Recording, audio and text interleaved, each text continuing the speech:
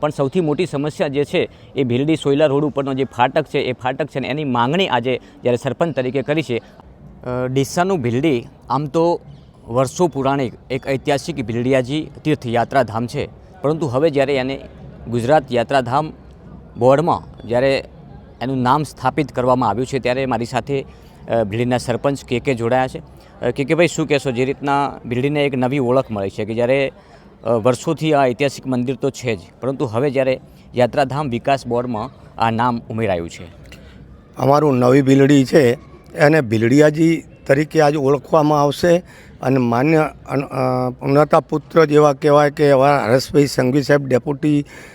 CM સાહેબ આજ આવી અને એક ઉદ્ઘાટન કરે છે તો એનાથી ઉર્જા મળશે અને આ ઉર્જાના અનુસંધાને અમારી નવી ભીલડી અને જૂની ભીલડીને ખૂબ જ ઉર્જાનો પ્રકાશ આવે એવી અપેક્ષાએ અમે જેવા કે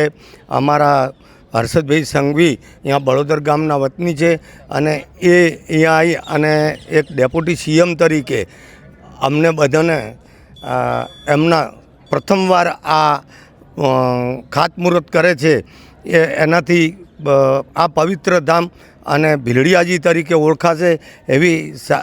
લોકો અને સાહેબ પાસે ખૂબ જ અપેક્ષા માંગીએ છીએ। ભીલડીને કેવી રીતે જુઓ છો આગામી સમયમાં જ્યારે યાત્રાધામ વિકાસ બોર્ડમાં આ નામ થયું છે જાહેર, તો હવે આગામી સમયમાં ભીલડીને કેટલો ફાયદો થશે આ વાત ઉપર? આ ભીલડી આ સાહેબના આવવાથી આ ખાતમુહૂર્ત કરશે અને એનાથી અમારું ભીલડી ઉજ્જવળ થશે અને તાલુકો બને એવી અપેક્ષા પૂરા ગામને છે અને આજુબાજુ ગામને પણ આ અપેક્ષા આવેલી છે અને નવી ભીલડી પંચાયતને ખૂબ જ અને જૂની ભીલડી પંચાયતને સરક બનાવે અને એક સારામાં સારું ભીલડી જંકશન છે જે અમૃત રેલવે સ્ટેશન તરીકે માન્ય શ્રી નરેન્દ્ર મોદી સાહેબના હસ્તકે ઓપનિંગ કરવામાં આવ્યું છે, તો અમૃત રેલવે સ્ટેશન તો બની જ ગયું છે અને રોજની 15થી 20 ટ્રેનો આવે છે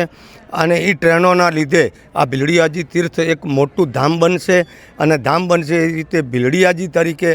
આખા ગુજરાતમાં એક તીર્થ યાત્રા તરીકેનું નામનું સ્થાપિત થશે। જ્યારે નાયબ મુખ્યમંત્રી અહીંયા આવી રહ્યા છે ત્યારે સૌથી મોટી સમસ્યા અહીંયા ભીલડી ફાટકની છે। ભીલડી ફાટકની સમસ્યા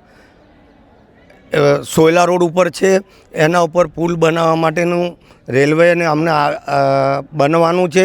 અને એ અપેક્ષા એવી છે કે અંડરપાસ બનાવું કે ઓવરબ્રિજ બનાવું, એના માટે એ ઓવરબ્રિજની લોકોની વધારે માંગણી છે। ઓવરબ્રિજ બને તો એક સમસ્યા એ બી દૂર હલ થાય એવી હર્ષભાઈ સંઘવી સાહેબ, ભૂપેન્દ્રભાઈ મુખ્યમંત્રી સાહેબ અને માન્ય શ્રી નરેન્દ્રભાઈ સાહેબને અને રેલ મંત્રી સાહેબને કહીશ કે આ તાત્કાલિક ધોરણે આ પુલ બની જાય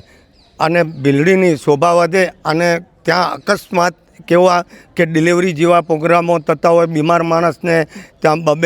2 ગાડીઓ ટ્રેનો નીકળતી હોય છે તો વધારે હોલ્ટ કરવો પડે, એ ન કરવો પડે। લોકોનું ડીઝલ બળે છે, પેટ્રોલ બળે છે, એ પણ ન બળે એટલો ફાયદો થાય તો એવી અપેક્ષા નવી ભીલડી સરપંચ અને ગામ વતી હું એમને વિનંતી કહું જેમ બને એમ તાત્કાલિક અને તત્કાલિક આનો ઉદ્ઘાટન કરે તો એવી અપેક્ષા સાથે હું એમના પાસે બહુ બધો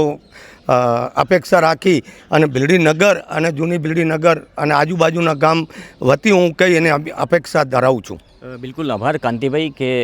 આજે જ્યારે ભીલડિયાજી તીર્થયાત્રાને યાત્રાધામ વિકાસ બોર્ડમાં જ્યારે સ્થાન મળ્યું છે ત્યારે નાયબ મુખ્યમંત્રી હર્ષ સંઘવી જ્યારે ભીલડી પહોંચી રહ્યા છે ત્યારે સ્થાનિક અહીંયા સરપંચ તરીકેની એમની મુખ્ય માગણી એ છે,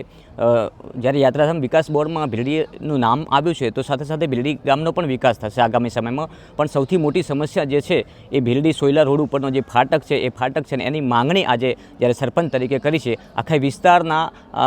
અગ્રણીઓ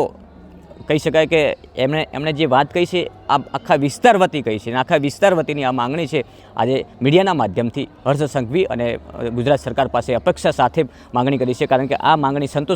સંતોષાશે તો આગામી સમયમાં જે મોટી સૌથી મુશ્કેલી આ વિસ્તારમાં છે તો એ ફાટકની છે। ભીલડી અને સોયલા રોડ ઉપર જે ફાટક આવેલો છે એ અહીંયા જંકશન તો છે પણ હજુ વધુ વિકસિત થાય રેલવે સ્ટેશન અને ત્યારબાદ જ્યારે સૌથી મોટી આ સમસ્યાનો નિકાલ આવે તો ભીલડીને 4 ચાંદ લાગતા વાર નહીં લાગે। નમસ્કાર।